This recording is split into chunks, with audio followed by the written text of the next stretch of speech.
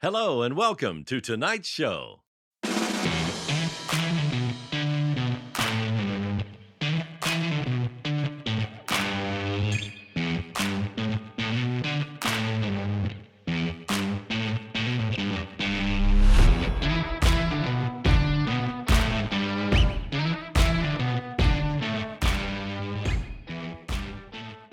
Hello and welcome to a special episode of On the Bench, the podcast for scale modelers by scale modelers, all about scale models. In this very special episode, we're going to be interviewing and talking to the guys behind Modelers Without Borders to find out exactly what it's all about. But before we get to that, a huge shout out and thank you to all our wonderful Patreon supporters. Your generosity helps us with our hosting and production costs, and are greatly appreciated by myself and Ian and Julian. Of course, you can help support the show. Simply go to www.patreon.com/onthebench and pledge any amount from as little as $1 per month upwards. And don't forget that all of our financial Patreon supporters get an OTB sticker. So what are you waiting for? Help support the show. Go and sign up right now. Are you looking for top quality paints for your next project? Then look no further than the Scale Modeler Supply, Australia's hobby paint. Hi, I'm Scott, and as a passionate modeler myself, I've spent years creating the SMS product range, designing them specifically with the Scale Modeler in mind. We have worked extensively to develop our acrylic lacquer paint range to not only be airbrush ready straight out of the bottle, but also to be easy to use so that anyone of any skill level can create professional results with minimal effort. Just give the bottle a good shake, pour into your airbrush and spray at 15 psi. So dive into your next project with confidence, knowing that you're backed by one of the finest hobby paints on the market. Head over to our website at scalemodeler.com.au to check out our full range and to find your closest retailer. And hello and welcome to this special episode of On the Bench, in which we're going to be sitting down and talking to the founders of the new organisation Modelers Without Borders.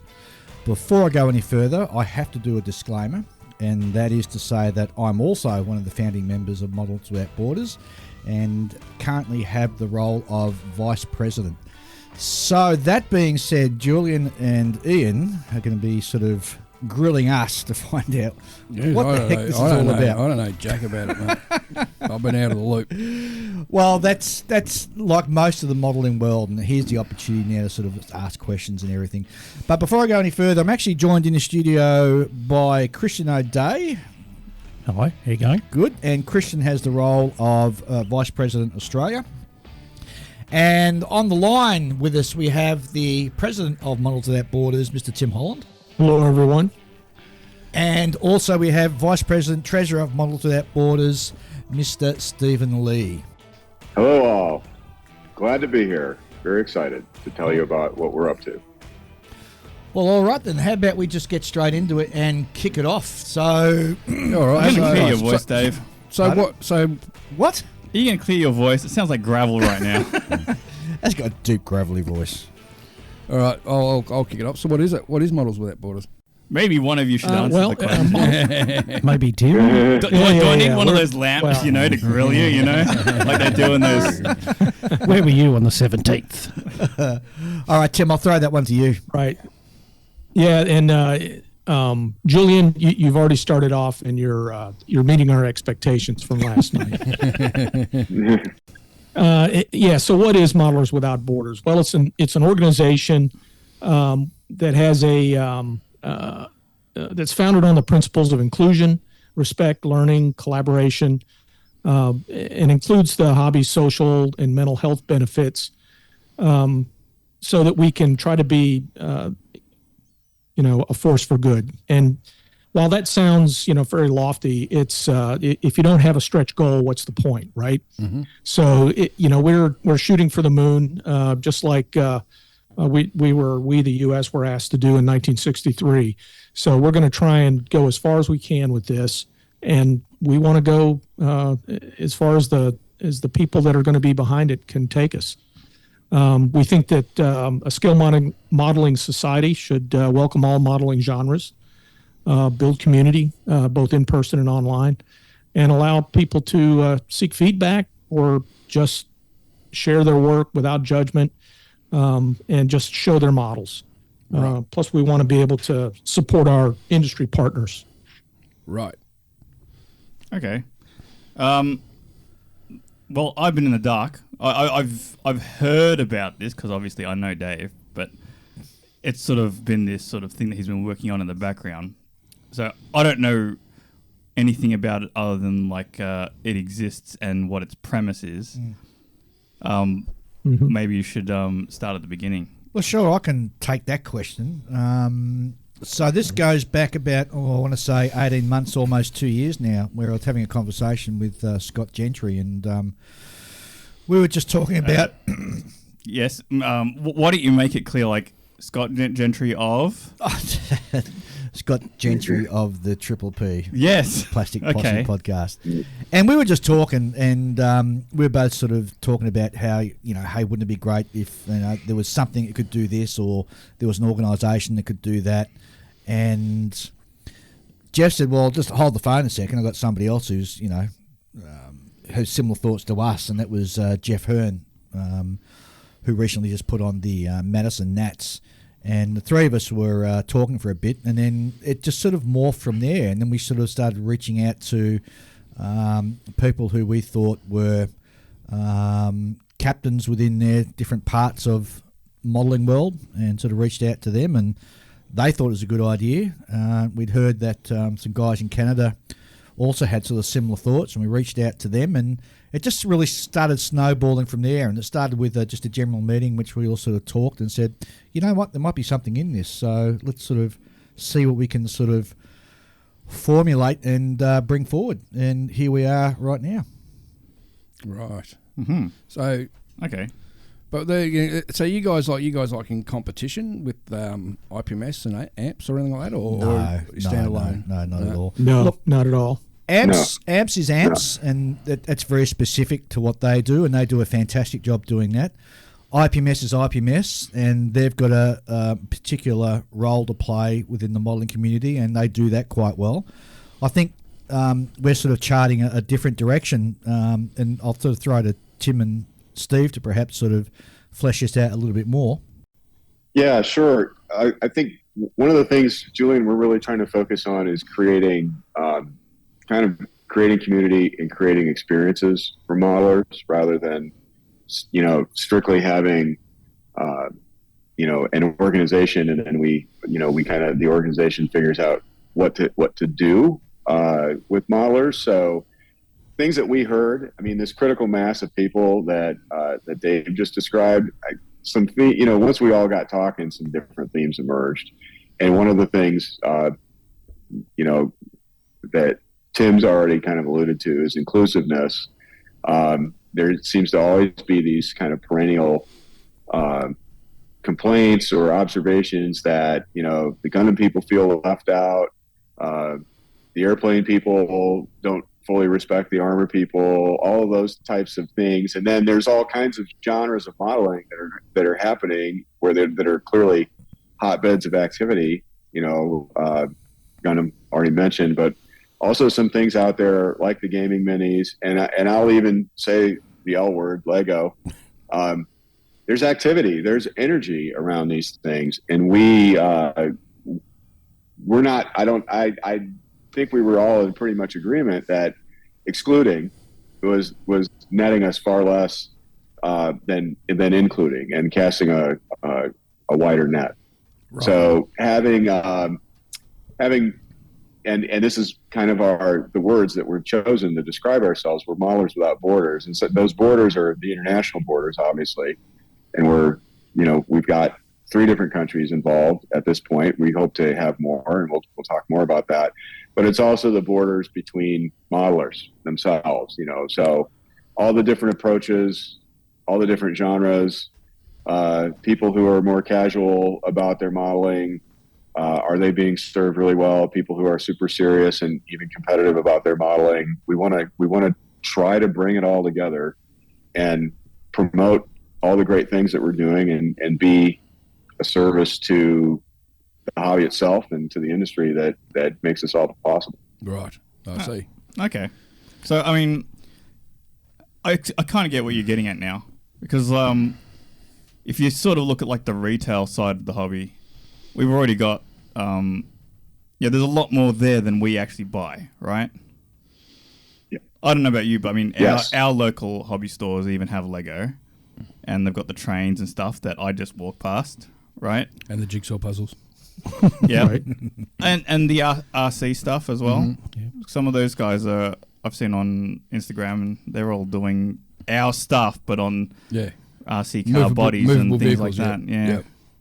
Slot cars. And since our local model club that we run or are part of, we started operating out of the premises of RC aircraft group, right?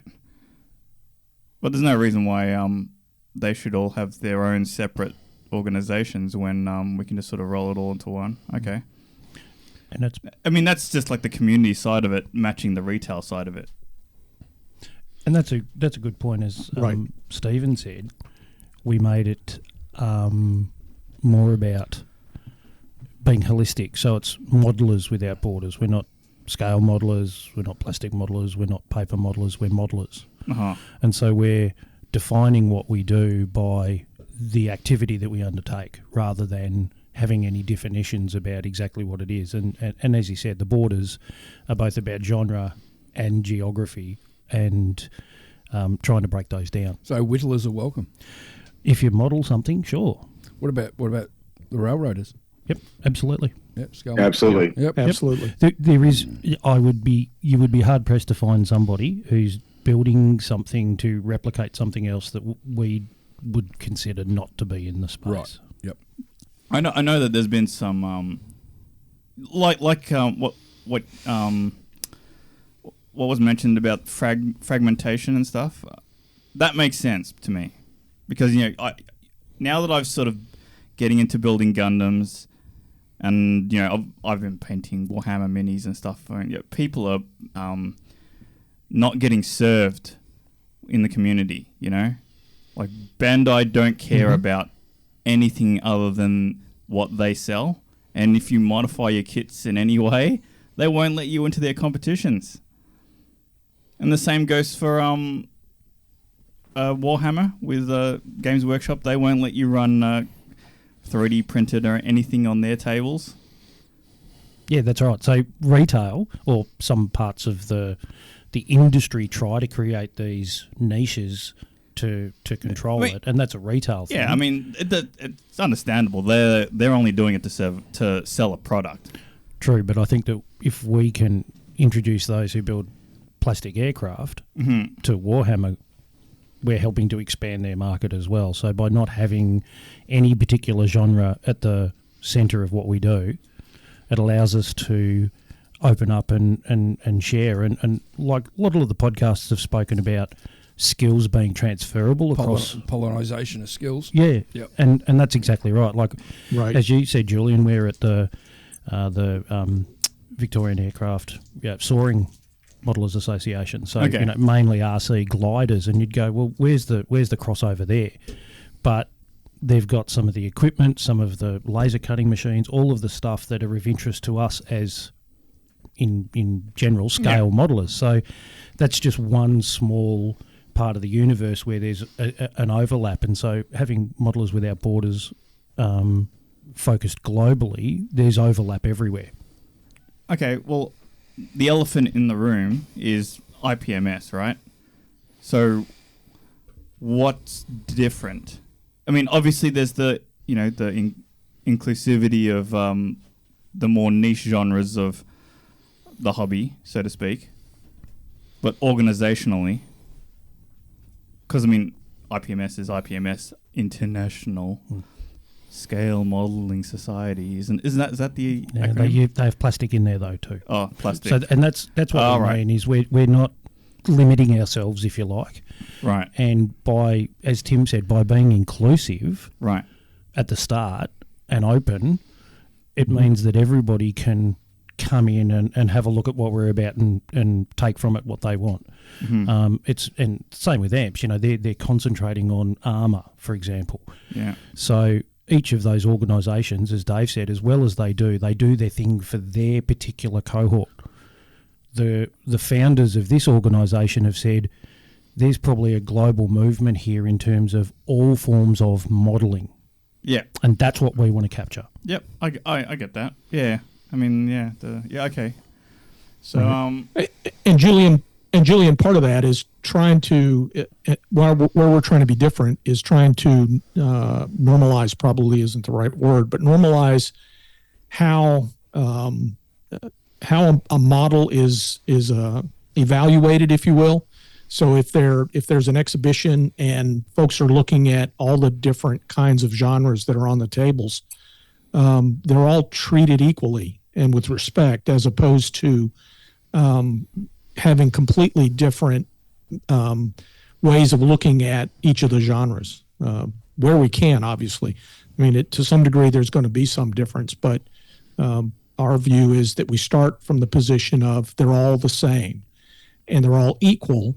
And now how do we evaluate a piece of work that is, and how does it compare to another piece of work that may not necessarily be in the same genre? Mm-hmm. Right. Okay. All right. So so how's it going to work, like with the individual modelers, or clubs, or events? Yeah, events. Are you going to have chapters? The idea is that we're for the individual modeler first. Mm-hmm. First and foremost, that's who we're trying to help, and we're trying to serve them. And then if they're clubs are clubs, and by the way, with individual modelers, we're not going to discriminate. If a modeler wants to be a member of all the different societies that are out there, peace. There's no reason why they can't be a member of multiple organizations. And we're not going to say that you have to resign from one in order to be part of Modelers Without Borders. Right. Is it going to cost? And is it going to be like an outlaying cost to the clubs? Well, that's a good question. Probably. Mm-hmm. But we're trying to figure that part out. We're too early to put a number on it or to put a yes or a no on it. It's one of those things where, and the same goes with individual modelers. We're a charitable organization, so we want the predominance of our funding to come from donations, not from memberships. Right. Because if they came from memberships, that would change how we are legally, certainly within the United States, and that may be different in other countries, but within the United States, there are separate and distinct types of organizations with respect to memberships versus supporters. Right. So, the clubs get any benefits out of this, or? Well, I think so. There's one thing I wanted to say is, as a general principle, one of the things that we're really striving for in terms of, the necessary, resource, which is to say the funding pieces of this, mm-hmm. and then governance. We're striving for a light touch. We don't want this to be a bureaucracy, and we don't want it to become we don't want money or donations, fees, and things like that to dominate the conversation. We want to cover what we're doing, but we don't want this to be like the center of the congregation. I mean, and I mean, we've listened, we've heard what people say, and even on this podcast and on the others, you'll always hear I go to their meeting and they talk about business for 45 minutes and they hardly talk about models. We want to talk about models. Yep. And we want to try to keep it in that range. But in terms of answering your question directly there, of like what are clubs going to get? Yeah.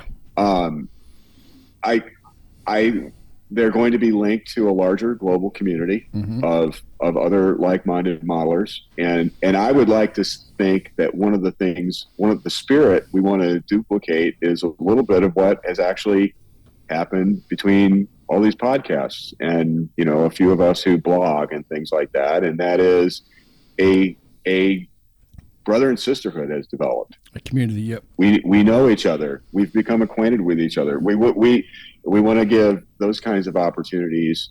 We want those kinds of opportunities to occur for a lot of other individuals in a lot of other contexts, and not just a bunch of extroverted loudmouths who want to be on podcasts and do blogs and things like that. I'm not that loud. Everybody should have a shot at being part of our awesome community. We all say it all the time. We get together and meet, and modelers are the greatest people. It's like, well, let's figure out a way to connect that. But another thing that we expect to be kind of a benefit or a byproduct of our organization, and we've alluded to it already, is how we want to approach the idea of exhibition. And we're purposely choosing that word. We're not saying competition, we're saying exhibition. And we want individual modelers to, if they want to subject themselves to the harsh glare of comparing themselves to other modelers, that let's accommodate that. A lot of modelers are really interested in that. Right. And then, if you look at what we saw at IPMS Nationals in Madison, Wisconsin a couple weeks ago, there's really strong interest in just displaying and exhibiting models. And we've seen that also at Telford and that sort of thing with the SIGs and that sort of thing. And I'll tell you right off, I'm in that camp. I'm not particularly interested in competition, but boy, do I love looking at models. Yes. And I love putting a model out and people walking up and saying, "How'd you do that?" or "That looks awful," or "I did a better job than I did one of mine." Like, okay, let's have the conversation about it. It's going to be awesome. Yeah. But we want to. Part of the value and part of the actual stuff that we'll be doing will be those, a methodology and an approach for that, so that it is inclusive of people who want to be compared to other modelers and be judged, and people who don't. And one of the things we're already looking at, I don't want to get too far out over our skis here, but we are thinking really hard about competition methodology and evaluation methodology that people have said they really like. And this kind of gets us into the discussions of things like gold, silver, bronze, and it also gets us into something I'm personally very excited about, like software-driven contest methodology. So in other words, we get rid of the paperwork, but we have they do this at SMC. It's like, we got to figure out how to do this, because one, it puts the emphasis back on the models because it's not an emphasis on paper, but also it's very transparent. Yep. And something that's super important as a value to our organization is integrity. Yep. We want to be trustworthy. Mm-hmm. The people, I'm go out on a bold limb here and say, all of us who've been involved with founding us are all deeply invested in integrity, and we want to be honest, and we want to be true. And we want to live up to our motto. We haven't said what it is, but it's on our website. We love models and the people who create them, and we want to live up to that. So those are the things we want to do, and that we want the individuals and the groups who associate with us to kind of buy into that, to that simple first principle. Yep. And it also leads to the point that we want to be the sum being greater than the individual parts. So as people come on board or get involved, we expand our collective vision, our collective skill set, experiences, ideas, concepts around modelling, and that means that everybody benefits. No, yeah. That's an interesting concept, because one thing that's sort of an unknown would be, now that we're putting everybody in the same pot, what kind of stew are we making here? Because no one knows what quantities the ingredients are, right? Mm. Very good point. And also, well, for the individual person, they're going to be asking at their hip pocket, well, what's it going to cost the individual guy anyway? I'm not talking about clubs, but an individual modeler. Well, and that's a real pressure point for us, and we're very keen to make sure that whatever cost we sort of come up with is going to be minimal. We want to make sure that we're fully accessible to everybody, and we do that by keeping whatever amount we're looking at to be extremely low. And, we haven't landed on a figure or anything like that, but it would be substantially lower than what other organisations are currently sort of require you for a membership. And that's because at the end of the day, we want to be able to embrace everything and everybody, and you can't be exclusive along economic lines. You have to take into account, everybody knows the pressures everybody is under at the moment with cost of living and all that sort of stuff. So it'll be extremely minimal in comparison to what it would cost you to join another comparable sort of organisation. Right. And part of that is we also have to provide value. So if a modeler is paying in, we got to make sure they get value in return. If they just pay in just to be able to say, well, I'm part of this. Frankly, we've been very vocal internally about how that's not value to the modeler. Yeah, we want to give them something that's worthwhile joining for. Yeah, and that's this initial phase is all about explaining what are our key principles, what drives us in terms of values. If that aligns to the way that you want to be part of the modelling community, join us, and then the benefits will flow from there. Right. Well, I mean, a big portion of it is like it's a networking sort of thing, right? And the social element, like we hear, Dave's just been over in the States, the social element of modelling when you're at a nationals or any form of competition is the bit that people seem to enjoy the most when you come together for an event. So how can we take some of that social connection and cohesion and bring it into a global way of being able to share?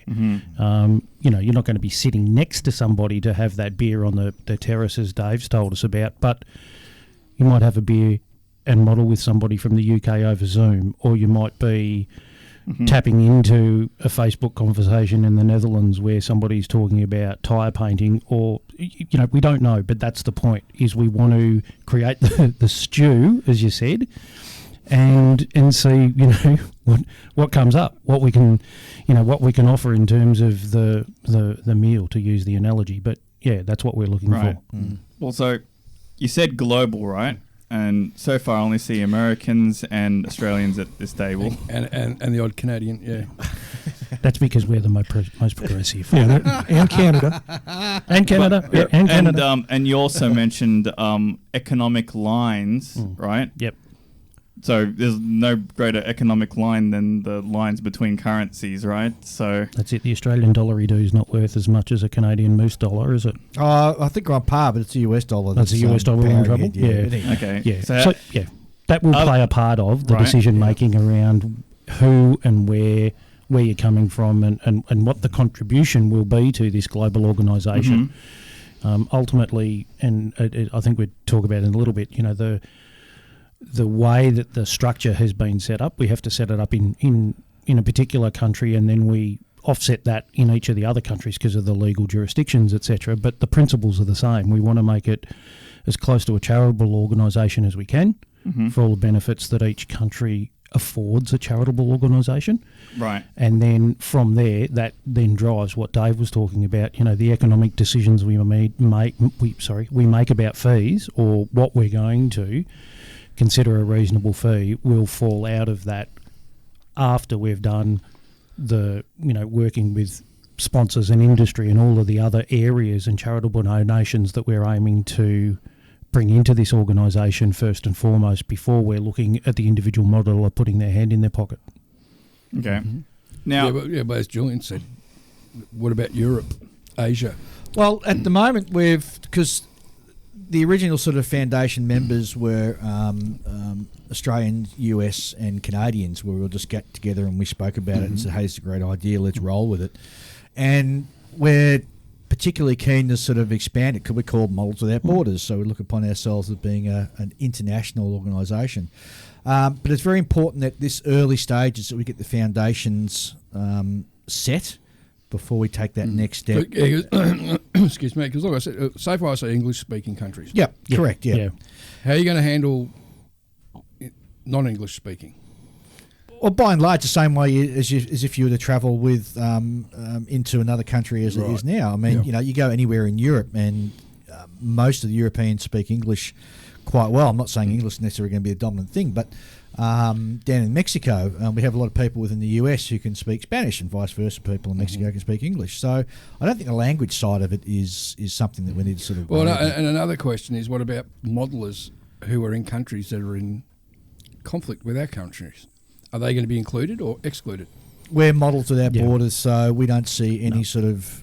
We're not going to exclude anybody at all. And at the end of the day, when you're doing so modeling, you're happy to have Russians in and maybe the Chinese modelers. Yes. Yeah, absolutely. Yep. Yep. As long as there's no politics brought in it, absolutely. Yeah, that's the main thing. Yeah. Okay, so I mean, one of the things that is, obviously Asia is a very sort of cut off place because, like you said, Europeans can speak English and there's some common ground there, but you almost need translation tools when it comes to dealing with Asia, and they tend to not have as much in the way of existing organizations, right? Or at least as far as we're aware, because there's a big sort of huge question mark over Asia as a rule. There's the Gundam Builders World Cup. There's IPMS Philippines that I know of, and then there's nothing else. I have no idea what goes on. I know that Lincoln Wright recently mentioned about a big hobby show in Taiwan that he is going to be going to. There's a few model shows in Japan, and then I don't know anything else. What do their organizations look like, if there are any? Well, it's interesting you mentioned about the Bandai, like that global competition of Gundam. And each country holds their sponsored individual contests, and then those winners go over to Japan, minus the COVID period. Yes. So that particular part of Asia sort of brings the world to them. So there's a capacity there and an appetite there that we can tap into, if you like, while it's done from a retail perspective for Bandai. Clearly having people from all over the world participate in an Asian event is very successful. Yeah, so we've just got to find a way to tap into that, I think, would be one way. Because there's a lot of guys in Asia that they're just phenomenal, and we don't get to see it. Well, it's interesting really to say don't get that to see it. because we know quite a few. Well, we both personally know quite a few guys who travel from Australia up to Malaysia just recently for that big model show up there. Yeah. And the work there was amazing. Yeah, I know. So the social links are already there. And it doesn't take much to sort of expand past that, really. And our philosophy is reach out. Yeah. Reach out to somebody that you know or you met. For those Australians who went up to the Malaysian contest, or Lincoln going to Taiwan, or whoever, reach out to somebody that you would have met there, have the conversation, send them the link, and that's the starting process. Like this whole organisation started from an organic conversation and a discussion about, geez, wouldn't it be good if ... Yeah. So use that as your introduction to somebody who you've met, made a connection with overseas, and introduce them to the concept. Certainly one aspect that I'm aware of is prior to this podcast episode that we're recording is that invitations for the Facebook group have gone out everywhere, and people are going, what is this? Am I being invited to more modelling groups, and why should I care? Yeah. And it's a good question. And because I don't know us from any other of course not. Special interest group, like, red Ferrari building modelers group, like super niche stuff. But and that was part of our sort of philosophy to sort of launch the thing. And we wanted to do a soft launch first of all and just build some excitement and interest. And we chose Madison to do that. So after all the judging had finished and everything, there were some poker chips that were put out on tables that had GR code. Wow, guerrilla marketing. Yes, that linked through to QR code that linked through to the website and also through their Facebook as well. Yeah. And people got invited in. So this is the second stage of it, where we're having this discussion through a number of podcasts where we're talking to the people who actually started the whole thing. And in a few weeks' time, there'll be actually a a town hall style meeting, which will be run possibly through Facebook. Darren Cook, who's our Vice President for Communications, when he gets back from his work commitments, he'll be looking at running that. So people there will be able to actually ask questions of the panel and get a response in real time. And the information that is so the QR code goes to obviously the Facebook page.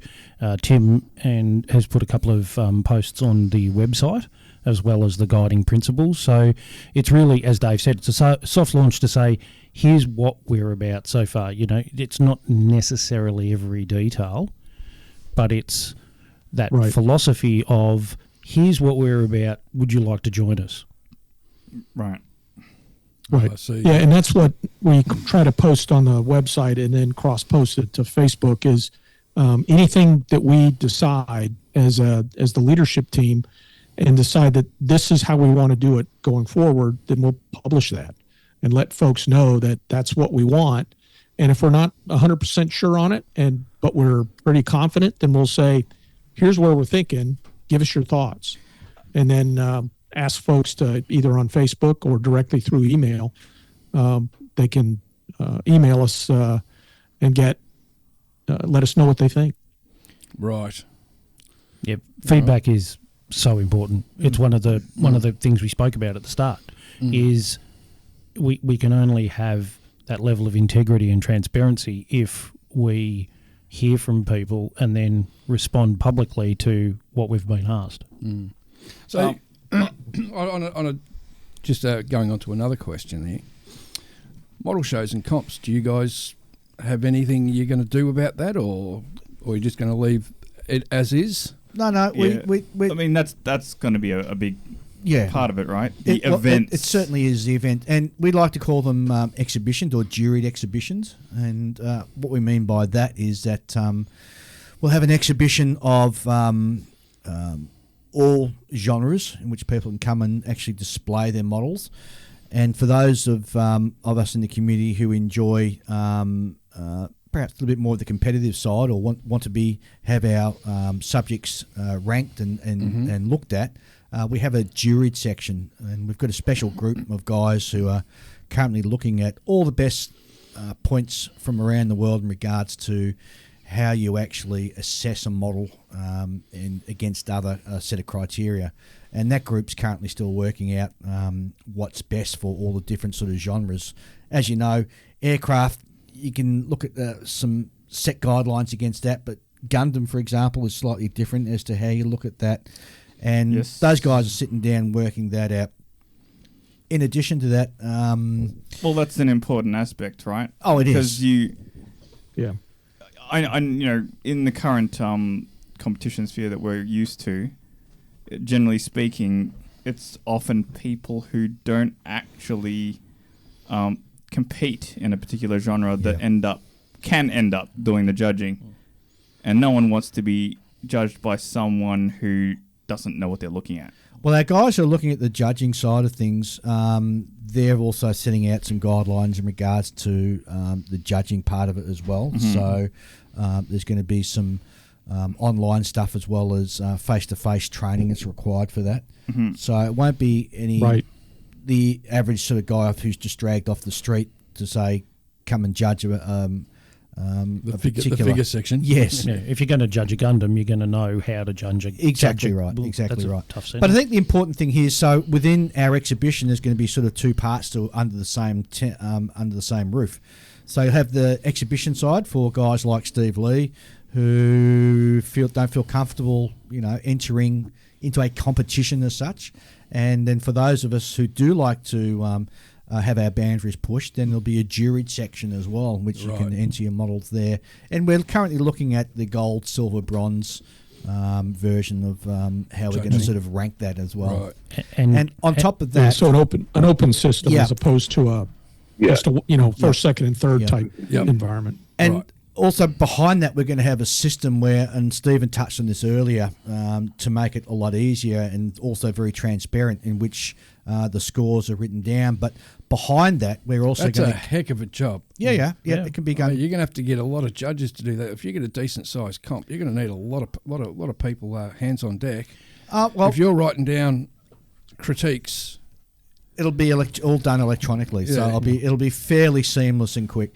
And the other really exciting, what I find exciting part about it is that the standard that you are assessed in the US exhibition will be the same as the standard that you're assessed in Canada, is the same standard that you're assessed in Australia.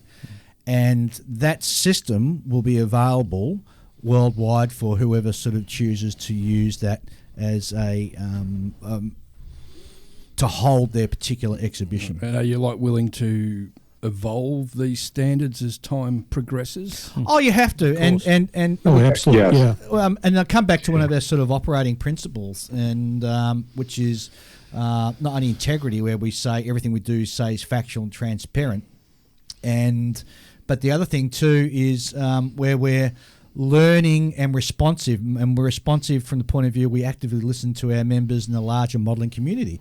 So if the larger modelling community says, hey, the way you guys judge 1/700 scale ships is just, way off base, then that's something we're obviously going to respond to quite quickly. Right. So this is what you're reading from is operating principles on the organisation website. Is that correct? Yep. Modelers.org. Okay, so you've got a motto, a mission, operating principle. Okay.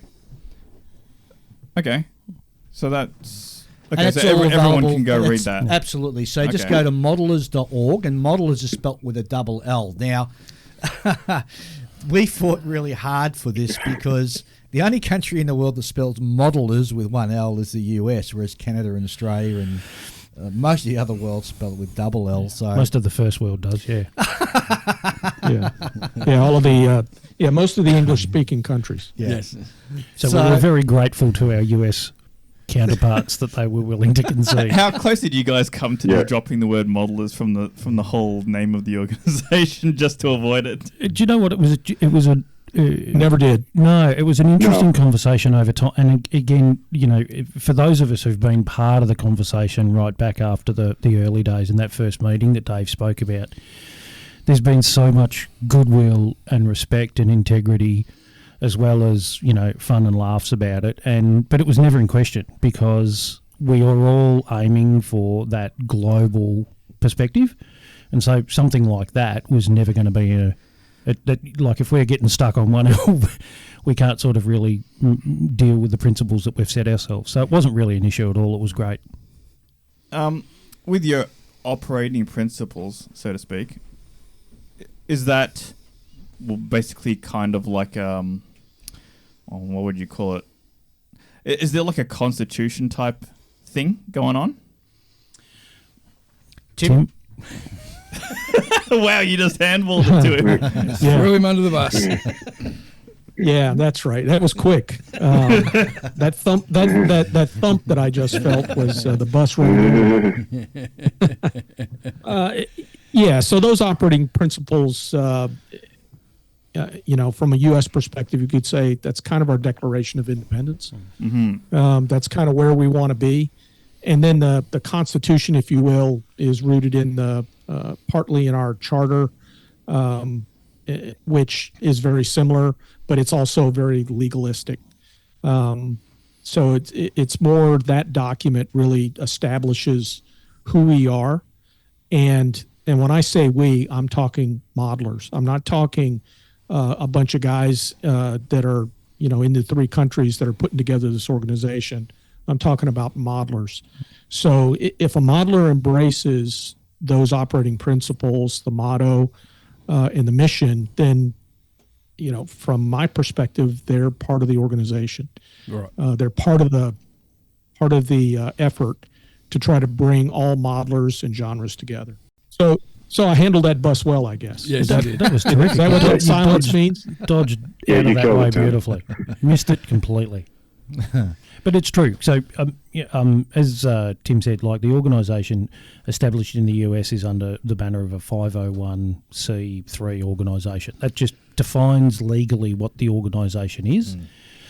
in Australia, it's most likely to be under an incorporated association, which is the same thing. It's a jurisdictional thing, but we both operate to those core principles. And so if you're looking for the constitution of the club, the organisation, it's those operating principles that we're adhering to worldwide. If this is a modern era thing, right, and we've got all this technology and other things that we can have at our disposal, like, yeah, I'm just going to throw all that mess at you and and try and figure out what I was thinking when I started talking. And got everyone completely confused, and we've got no idea where we're at. I guess the question for Julian is there a question in there? Yes. That's a good question. There was. I can try and wade through that. So pre-COVID, a lot of internet modelling was individual clubs. You'd go along, you'd be under IPMS rules or AMPS rules or whatever rules. And then COVID came along and you posted stuff on Facebook and there was YouTube videos and that sort of thing. But when COVID came along and we all moved to a Zoom community kind of thing almost overnight, or we got a lot more Zoom focused, we're able to connect with other modelers around the world far more easily than just through Facebook posts or Instagram photos, etc. And so post-COVID, we're a global hobby just because of that. Right. Like it came out of the shadows, if you will. So when you've got just using IPMS as an example, so IPMS has the UK and then the US took the name, but they're very different organisations. Same with IPMS Australia and Canada and all the rest. They've all done sort of individual things. Part of what we're trying to do is say, in this global sort of environment where you can connect in so many different ways, here's some guiding principles and here's some ideas to help you along the way and help you to connect and help you to find those same people. I think you sort of coalesced because I started yapping before I had a proper idea. So like the idea is that, I mean, IPMS back in the day, you had like a non-internet, pre-internet paperwork, if you will, kind of way of getting people to go from a group of people to becoming a club. Yes. Right? Yep. So, I mean, is there going to be some kind of thing where if someone exists in a smaller city or town where they didn't think that there was a community, but now they've got like 3 or 4 people, is there going to be some way that they can just sort of go to Modelers Without Borders and say, do you have like a guide or a toolkit or something like that to get us started? I think that the first bit is that the 3 or 4 of them, yes, Tim, and if the 3 or 4 of them connect through Modelers Without Borders, then fantastic. That's the first thing, they've connected that way. The second thing is absolutely, the guiding principles almost give you how you can get together. If the 4 of them find a space and operate to those principles, because, they're ready to go. At least for here, it's quite difficult to get things off the ground. They're very apathetic. And like one of the sort of things that we've always been envious about our American counterparts is the whole thing that they can bring people under the IPMS banner, and get the whole benefits to an organisation with regards to insurance and because a lot of venues that if you want to have a club meeting with insurance, things like that, we don't have access to any of that. You are on their own. Every club has to sort of incorporate and sort themselves out. Well, in particular to Australia, first of all, I just want to pick you up on something. We're not looking at capturing people or clubs like IPMS does or using that model at all. We're more of a sort of broad church over the top. So that's the first point. Right. And the second, and so individuals or clubs can either choose to opt in or not. It's neither here nor there. The organisation as such will still be there and continue doing what we want to do under our. So in other words, if you guys like run a competition exhibition, non-members of Models Without Borders are still welcome. Yeah. And that's the second part of it too, is that, and I think in particular to Australia, and Julian, you touched on it. I mean, I've always been particularly jealous that within Australia, with such a large modelling community, we don't have a main tentpole event in the country. We don't have a national event. We have a pseudo one, which we like to call a national, but they don't call it a national. Yeah, and you look at the great work that's been done in Canberra by Scale ACT. We're about to head up to Queensland to go up to their show in a couple of weeks. And, state by state, they do some, fantastic work is done at a local level. Wouldn't it be wonderful if we had a national event that could be held in Australia and actually rotated around amongst the different states and organisations, and you could truly call it national? And not only that, but if you choose to enter the juried part of the exhibition, that if you got a gold in armour, that gold is worth the same as gold in the US or in Canada or wherever else around the world the Models Without Borders system is sort of taken up. So global standardisation, I guess. Global standardisation. So you know exactly where you sit. And so if you're somebody who lives in Tasmania, for example, and you travel across to the mainland, or New Zealand and you come across to Australia or vice versa, you don't need to necessarily, that if you win gold in your particular genre, whatever you enter, that is the same standard as gold anywhere else in the world. You just reminded me of a guy that turned up at one of our local shows. He had a DVD of how he made this model. That's how much he was into this, and he'd taken this thing across all of Asia and won awards all across Asia. And then he took it to our show and got nothing. Yeah. And he was absolutely pissed off. Yeah. And we had to sit him down and go, "Yeah, you didn't win because of this, because of that, because your weapons pylons aren't straight." And that's where the inconsistencies in competitions really sort of rears its head, and that's a really good example, actually, Julian. I know other examples where we've had modelers who've gone overseas and won the top award, and they've come back to Australia and they haven't won anything, or came second or third even. That inconsistency, that really, and I find that disappointing and amazing in this day and age in 2024 where we're so interconnected. How can we still have these sort of inconsistencies? And I think that's part of also what our judging guys are looking at, where they're working through all those rules and going to have an international standard that they can sort of put forward. And that's going to be open to any organisation that wants to pick that up and carry that. It's going to be, if you want to use that for your particular exhibition or show, then you mean to say that like the way that's being worked out is a global conversation that is still being figured out? Yes, they're still working on it, certainly, yes. So there's people from around the world who have formed a group who are looking at all, as Dave said, all of the best versions, all of the judging systems that are available, and looking at it through the lens of Modelers Without Borders and what's our aim and what's our guiding principle. And it's about supporting modelers. So how is our judging system, for those who want to enter, or juried exhibition system, for those who want to enter, going to benefit the modeler? So whether it's through the open system, what's the feedback they get, all of those sorts of things, the fact that it's able to be globally standardised, all of those are benefits to the system that these guys are developing for us. Right. So what's been the feedback so far from the general public? It's been pretty positive. I get every time someone subscribes, they can leave a little note. And the same thing goes with Facebook. They can leave obviously leave some sort of a comment. And the vast majority are, this is along the lines of, this is something we've needed. We've needed it for a long time.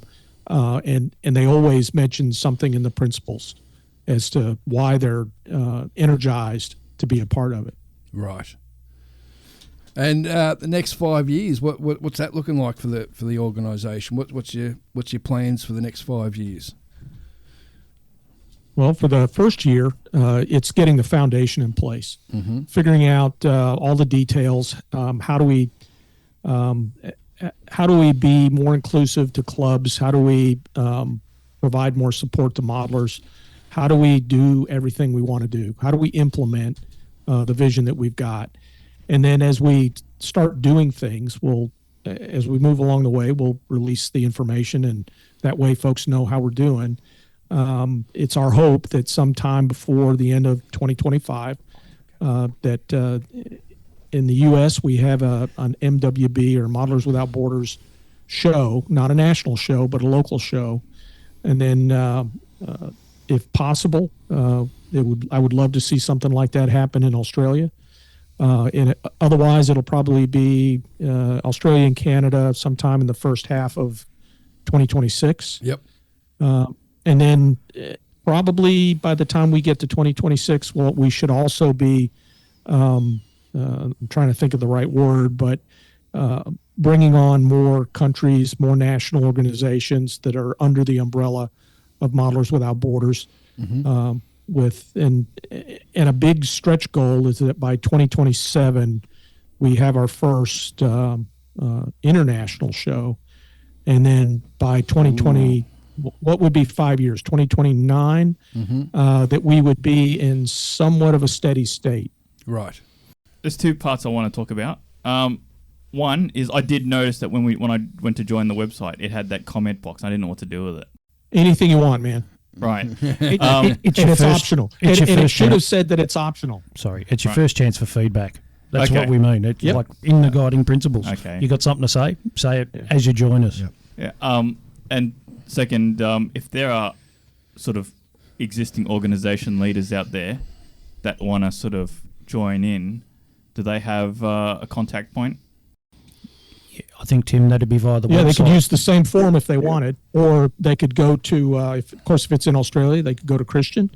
And by the way, Christiaan's inbox is australia@modelers.org. Oh, okay. There you go. Yeah. Yep. So anybody who's interested. And in Canada, it's the same thing. Canada@modelers.org. Okay.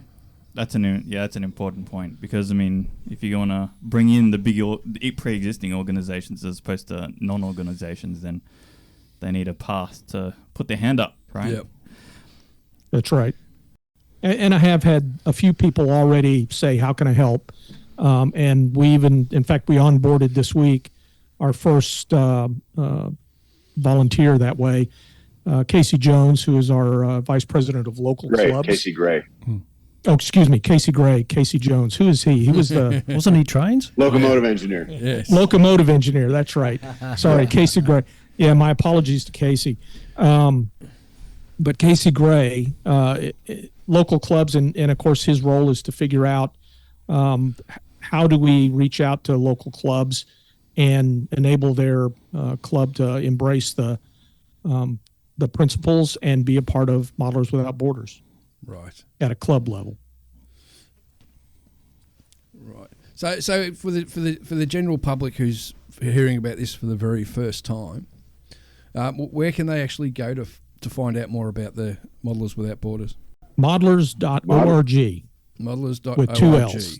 With two L's, yes. Yes, sir. Spelt the correct way. That's right. That's right. Go there and and if you don't want to spell it that way, then you got to spell out Modelers Without Borders the long way, but with one L, and that'll get you there too. Right.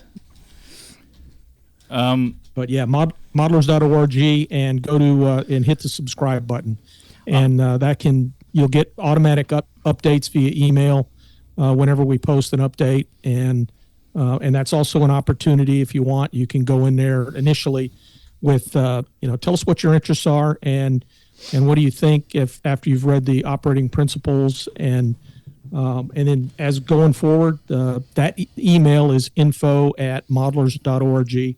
So feel free to shoot a note to info@modelers.org if you've got more questions or just want to let us know how things are going. Sounds good. I'm seeing the acronym MWB. Like used a lot in the documentation, right? I googled it, and it did come up with at least the Australian webpage for that. Yeah, and there's also a U.S. organization that I think is a smoke shop in Southern California. A smoke shop? I think the Google algorithm will localize eventually, depending on Localize, MWB search. And then it also comes down to like if you've searched it before. Or something, exactly. right? Yeah. Okay, So I think first up, modelers.org is your starting point, and then MWB will if we get the world domination that Tim spoke about, then that will be at the top of the Google algorithm. Yep. Okay. Fair enough. Yeah. Well, it was interesting. So, any last words, Dave? The only thing I'd sort of want to just touch on is just perhaps share who's part of this organisation at the moment, and I'll just quickly read through the who's who. Obviously, got the president is Tim Holland. My role currently is executive vice president and international liaison. Steve Lee is vice president treasurer. Rob Booth is our secretary, vice president. Stan Spooner is our industrial liaison, or industry liaison, I should say. Dana Mathers is our education outreach vice president. Darren Cook is our communications VP. Bruce Worrell from Canada, he's our exhibitions vice president, and as we mentioned earlier on, he's leading a team of people who are specifically looking at how you're going to jury gold, silver, bronze. Right, yep. And he's got a great bunch of guys working with him, international group working with him on that. Vice President Australia is our very own Christiaan, who's sitting here in the room with us, and Bruce Worrell's also Vice President for Canada. And we still have work to do, so each of us are working on a number of advisors from around the globe to add details to our day-to-day operations. So it's, very exciting times. Yeah. Tim, you have any last words, mate? Yeah. So Modelers Without Borders is about creating small versions of bigger things. And as our motto says, we love models and the people who create them. At the end of the day, that's what it's all about. We want to see models. We want to share modeling. We want to talk about it. And that's what we're all about. Mm-hmm. Modelers.org. And it doesn't, 2 L's. And it doesn't matter where you come from, Doesn't your matter what nationality, your gender, you're all welcome.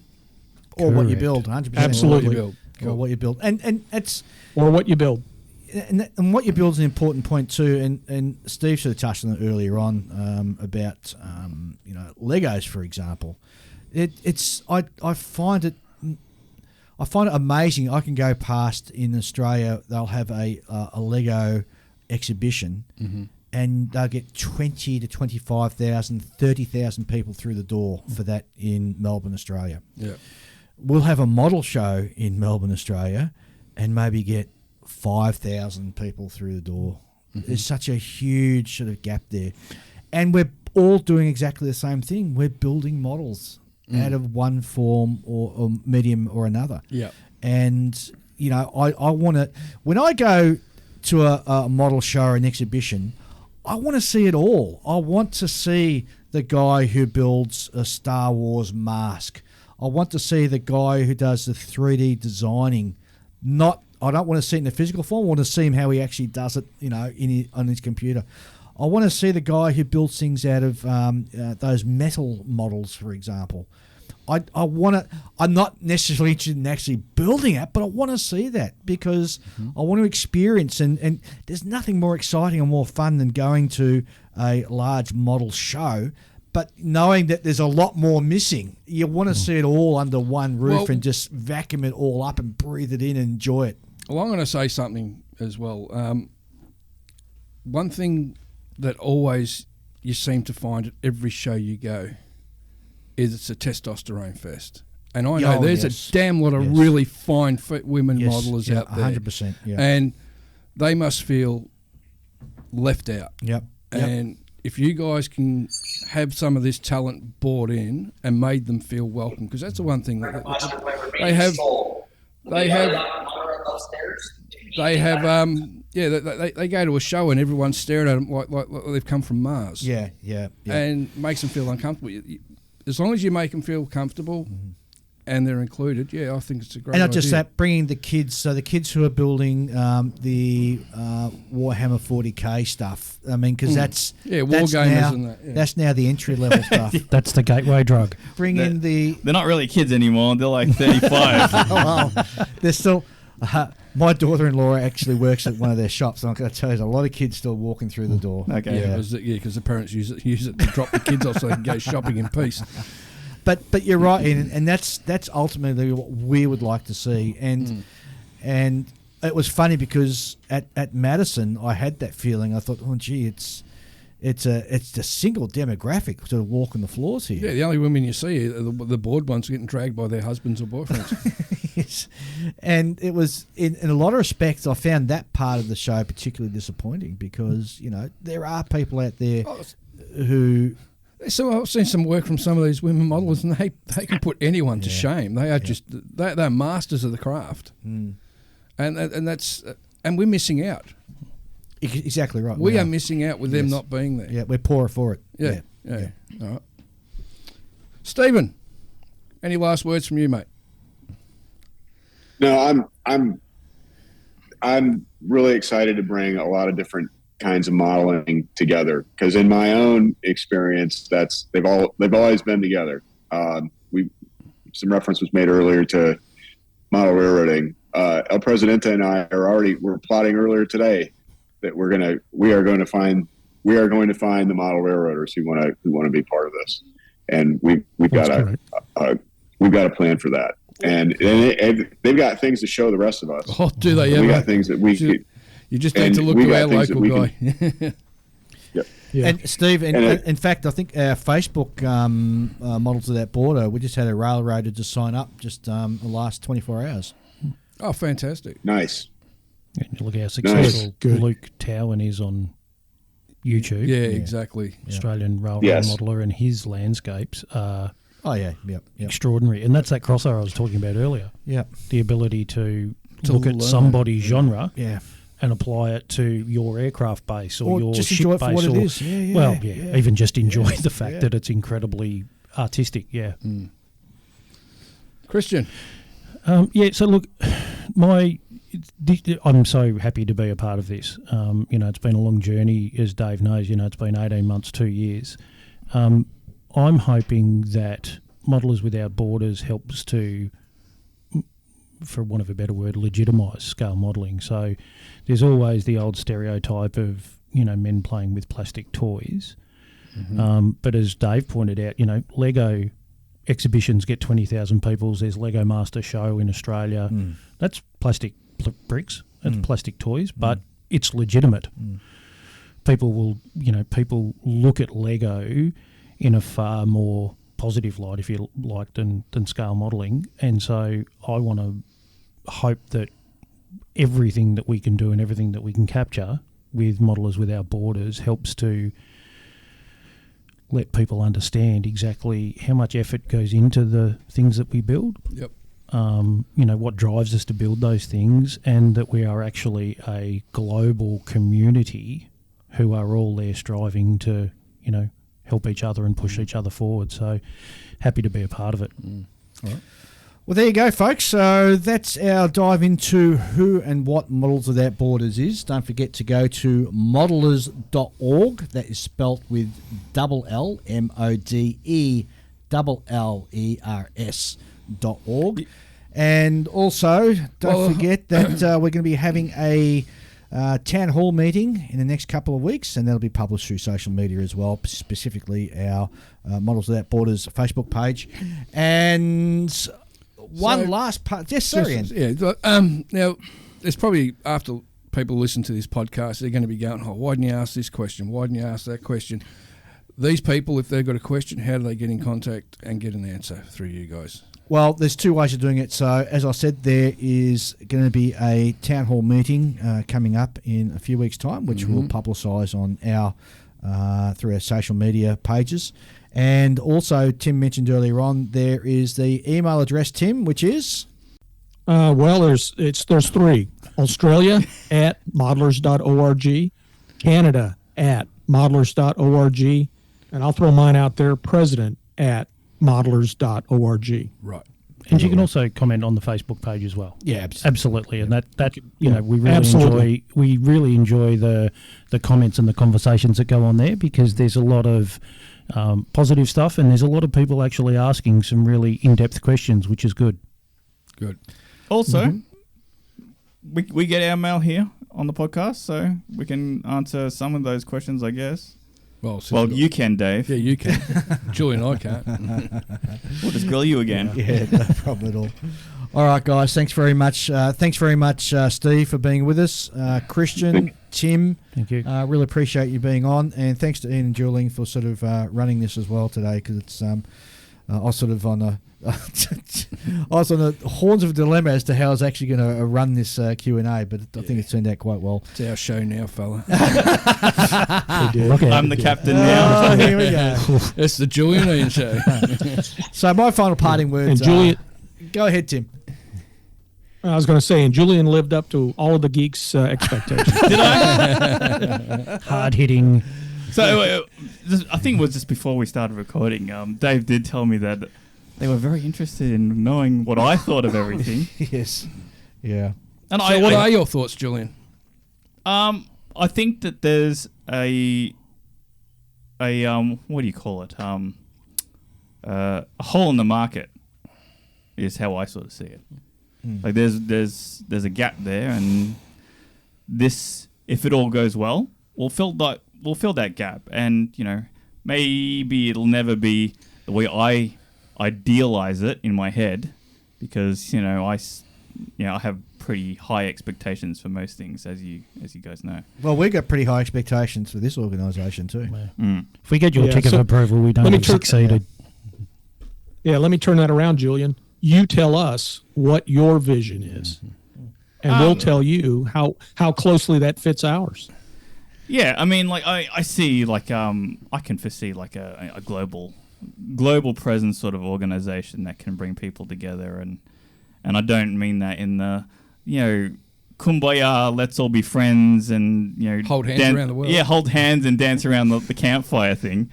I mean, like just a sort of a networked organization that can connect people in, because there's a lot of lone wolves in this hobby, right? Yes.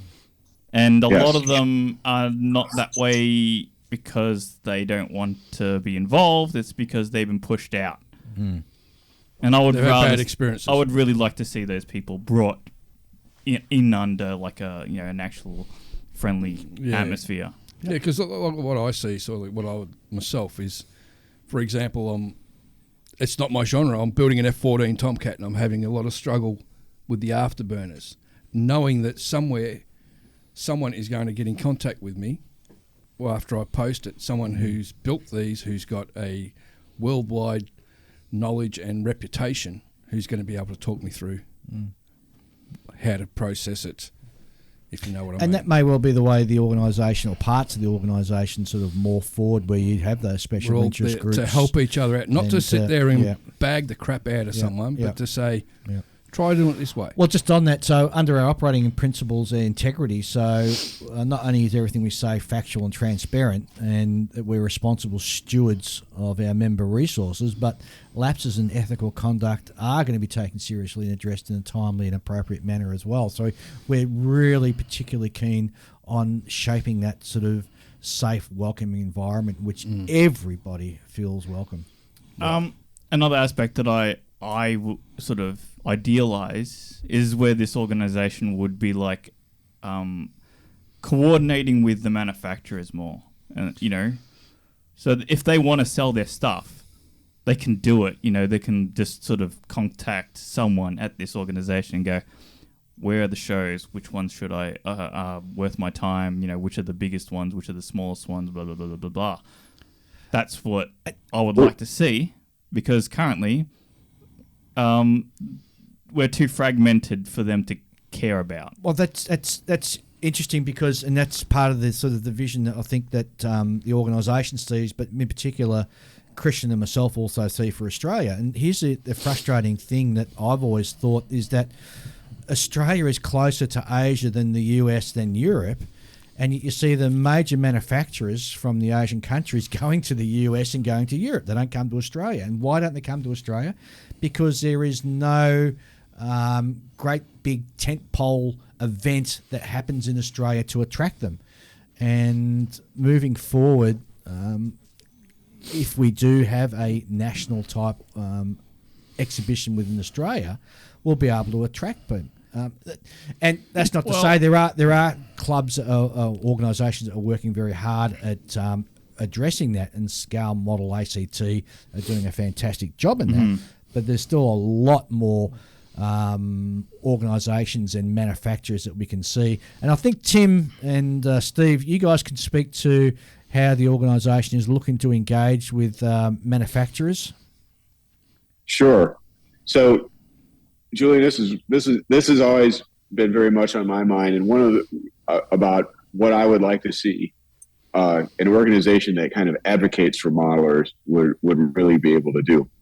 And one of the things, one of the reasons we are focused on promoting modeling, like the whole hobby, and elevating it, is so that we can be an effective representative to industry, and an effective kind of medium or place for industry and modelers to communicate and to elevate the discussion beyond, like, we sure do need another Dornier 335, or we need another Stig 3 Ausführung Q or something like that. That's all great. And that kind of input is valuable. But like some realism, a realism for modelers about the industry, and then some realism for the industry about modelers and what modelers want and will respond to, and that sort of thing. So we're taking great care. I mean, we have a VP designated for industry relations, and that's Stan Spooner. And Stan has already got a great relationship with a lot of these different manufacturers, and he's taken seriously, and we're going to always strive to be taken seriously by industry, and and be an effective partner to them. So that is definitely, like, in terms of things that I've certainly pushed for. I mean, we've all pushed for different aspects of how we'd like to see this come together, but a strong industry focus is something we want, and I hope to really have their support in terms of resources for this organization as well. Yeah. And so far we've gotten some really positive signals on that. But I mean, I've always maintained that I'm a very self-interested individual, right? I want to talk about models, so I joined a podcast, right? I want to be able to go You didn't join the podcast; you inserted yourself. Yeah. Well, I mean, but I want to be able to go to a big model show, and I want to see a Tamiya stand there that I can throw my money at. Yep. Yes. That's what I want. Yeah.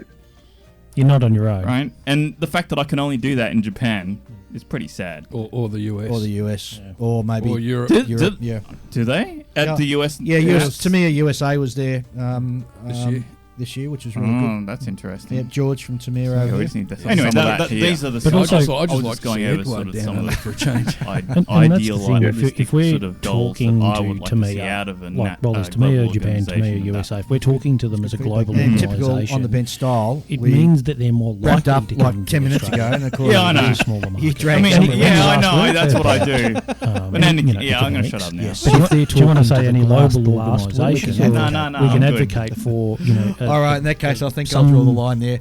All right, so that wraps it up. So down thank here in you, Australia, for Steve, example. for being on the show. No worries. It's not even Enjoyed it. just sort of Tim, adding thank you very on much for Australia coming to along and the US or answering everything else. It's all talking of to Julian me and Dan's as questions. a global You're very welcome. Have a good advocate, time. as Stephen says. And Christiaan, thanks very much for popping in the studio. First time in the studio. It is. Thanks very much. I How's appreciate it. breakfast this morning, was it nice? Fantastic. There you go. I'm pretty sure he's been here once before. No, it's his first time. First time. And I'd remember that breakfast if I'd had it before.